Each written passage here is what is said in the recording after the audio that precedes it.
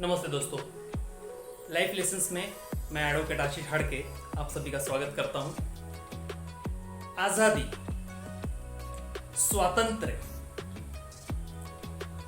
Independence. हम जानते हैं कि आज हम आजाद हिंदुस्तान में जी रहे हैं, लेकिन आजादी का मतलब किसी व्यक्ति को, किसी इंसान को, स्त्री हो पुरुष हो, उसका स्वातंत्र्य, विचारों का स्वातंत्र्य, बोलने का स्वातंत्र्य, यहां वहां घूमने का स्वातंत्र्य, कहीं बसने का मतलब कहीं अपना बसेरा सेटलमेंट करने का स्वातंत्र्य हमें इंडिया में मिलता है, मिलता आ रहा है, मिलता रहेगा। अब यह आजादी जो है अंग्रेजों के जमाने को खत्म करके, उनकी सियासत को खत्म करके हमें जो आजादी दिलाई है हमारे वीरों ने, क्रांतिकारियों ने, हमको कभी भुला नहीं सकते। लेकिन इस आजादी को हमें बरकरार रखना है, रखेंगे भी। लेकिन आज की सिचुएशन को देखते हुए हमें थोड़ा सा आजादी के बारे में फिर से एक बार रिव्यू, रिफ्रेश, रिवाइंड और रीथिंक करना पड़ेगा, और इसकी जरूरत है, आपको भी लग रही हो। मैं जस्ट इस टॉपिक को इसलिए मैंने छेड़ा है या फिर आपके साथ शेयर कर रहा हूं क्योंकि आजादी का मायना, उसका मतलब, उसका मीनिंग या फिर उसको यूटिलाइज किस तरह से हम कर रहे हैं। आज की नई पीढ़ी, आज कल के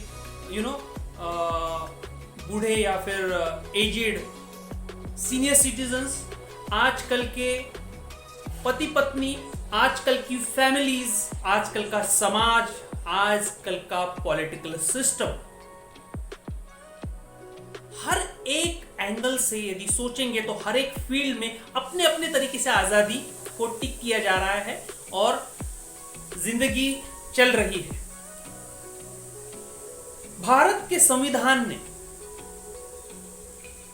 हमें ऐसी कुछ चीजें प्रदान की हैं जो हमारे व्यक्तिगत मतलब फंडामेंटल राइट्स को हमेशा हम यूज कर सकते हैं।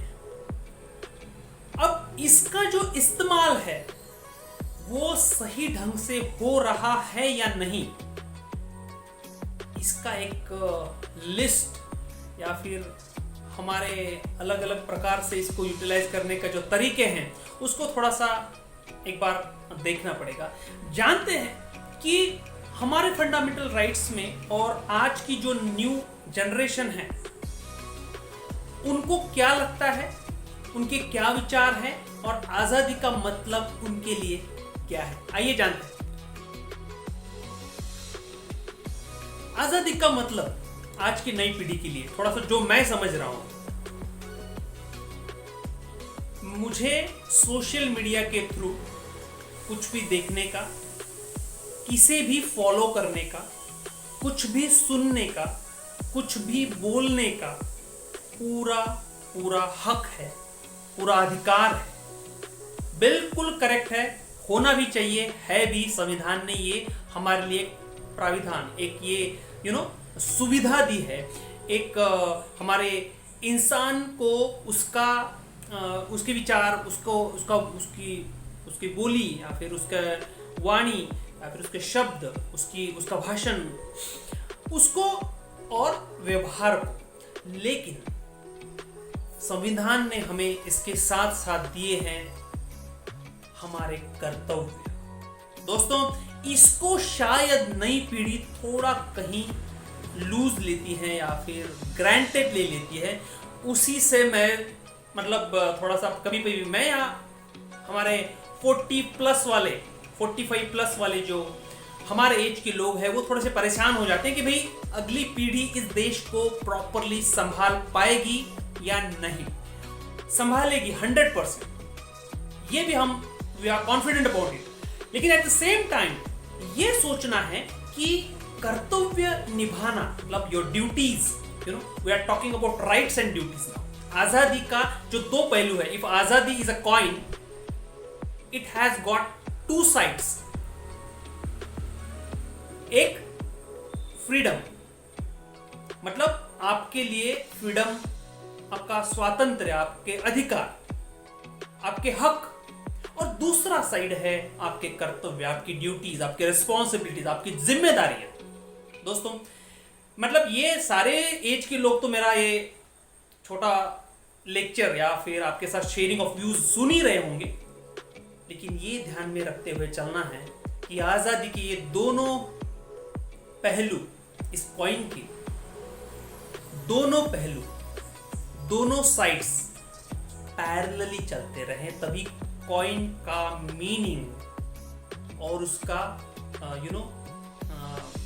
क्या बोल सकते हैं, उसका महत्व, उसका इंपॉर्टेंस नई पीढ़ी भी अच्छे से जानेगी। क्योंकि 75 इयर्स की तरफ हम बढ़ रहे हैं, 74 इस 15 अगस्त 2021 को पूरा हो जाएगा और अमृत वर्ष हम मनाएंगे। लेकिन दोस्तों, कर्तव्य, जिम्मेदारी, जवाबदारी जिसको बोलते हैं, या फिर रिस्पॉन्सिबिलिटी, ये आपके हक, अधिकार और आपके स्वातंत्र के साथ मिल के यदि काम करते हैं तो आजादी का सही मतलब आपके समझ में आ गया, ऐसे आपको भी महसूस होगा। क्योंकि भगत सिंह, राजगुरु, चंद्रशेखर आजाद, सुभाष चंद्र बोस, छत्रपति शिवाजी महाराज, मतलब यदि 200-300 साल पीछे जाएंगे तो नॉट ओनली क्रांतिकारी, लेकिन समाज को सुधारने वाले भी ऐसे नेता, ऐसे वीर पुरुष, थोर पुरुष होके गए हैं जिन्होंने हमें ये चीजें भी सिखाई है कि भी हक के लिए लड़ो,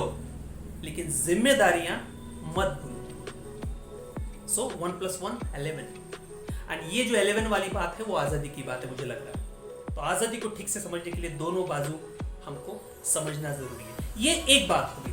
अब इसे समझने के लिए, सर आप बोल रहे हैं समझने, हम तो समझते हैं, हम जिम्मेदारी भी निभाते हैं और हक के लिए लड़ते भी हैं, ये तो चलो मान लिया, लेकिन घर घर की कहानी यदि आज की डेट में हम देखते हैं तो काफी नव युवक युवतियां माता पिता का कहना न मानना। देखो, आप बोलोगे कि सिर्फ राष्ट्रीय स्तर पर ही बातें करो, नो, जीरो ग्राउंड लेवल से यदि बात करते हैं तो मैं, मेरे फैमिली, मेरा समाज, मेरा राज्य, यदि मैं महाराष्ट्र में हूँ, बिहार से हूँ, बंगाल से हूँ, केरला से हूँ, उसके बाद मेरा देश, उसके बाद विश्व, उसके बाद फिर और थोड़ा ब्रॉड, मतलब उस वे में थोड़ा जाना पड़ेगा। तो मैं आजादी को थोड़ा सा ग्राउंड लेवल पे सोच रहा हूँ, इसलिए इतना भाषण होने के बाद मुझे ये जानना है, ये समझना है, ये बताना है कि आज के नव युवक और युवतियाँ 12 साल के बाद, 15 साल, 18, जब तक उनकी शादियां नहीं हो जाती, माता पिता के साथ उनका व्यवहार थोड़ा सा हमें एक जिम्मेदारी वाला होना बहुत ज़्यादा ज़रूरी है। और उसके बाद भी, शादी के बाद भी, जब अपने आपके माता पिता बूढ़े हो जाते हैं, वो थोड़े से कमज़ोर हो जाते हैं, किसी व्याधि से या फिर किसी बीमारी से ये हो जाते हैं, तो उनको आपको संभालना ही है, उनकी आज़ादी उनसे छीननी नहीं है। तभी आप आज़ादी की जिम्मेदारी वाली जो बाजू है, वो साइड है, वो संभाल रहे हैं। आपका हक है या फिर हक था, आपके माता पिता ने आपको संभालना, उनकी जिम्मेदारी थी और वो आपका अधिकार था, उन्होंने किया। लेकिन जब उनकी बारी आई तो आपकी जिम्मेदारी है और उनका ये अधिकार है, उनका ये हक है कि आप भी उन्हें उनके बुढ़ापे में उनकी लाठी बने, उनका कंधा बने, उनका एक सहारा बने, आधार बने। यदि ये होता है तो मुझे लगता है कि आजादी और ये अमृत वर्ष रियली सही मायने में अमृतमय हो जाएगा। बस ये कहना था। आजादी की बहुत बहुत शुभकामनाएं आप सभी लोगों को। लेकिन कर्तव्य, ड्यूटी और रिस्पॉन्सिबिलिटी, उसके साथ साथ फिर हक, अधिकार, आपका स्वातंत्र आपको मिलता रहे। बस यही दुआ करते हैं और भारत माता की सेवा के साथ साथ माता पिताओं की सेवा भी हम करते रहेंगे, तभी राष्ट्र एक उच्च राष्ट्र, विश्व में महान राष्ट्र बनेगा, इसमें कोई दो राय नहीं है। बहुत बहुत धन्यवाद। हंसते रहिए, माता पिता की सेवा करते रहिए, आजादी का सही मायने में मतलब जानते रहिए, समझाते रहिए, क्योंकि आपके बाद वाली, हमारे बाद वाली, आप और आपके बाद वाली भी जो पीढ़ियां हैं इस भारत देश को उनके माता पिता के आशीर्वाद से ही संभाल सकती है। ये हम कभी कभी भूल नहीं सकते, क्योंकि संस्कृति जो भारत देश ने, ये विरासत हमें मिली है, वो विरासत 0 से शुरू होती है, फिर 100 तक पूरे विश्व पे राज करने का मनोबल हमें देती है। बहुत बहुत धन्यवाद। Happy independence day. अपना ख्याल रखिए और आजादी का लुत्फ उठाइए। Thank you very much. Have a nice day.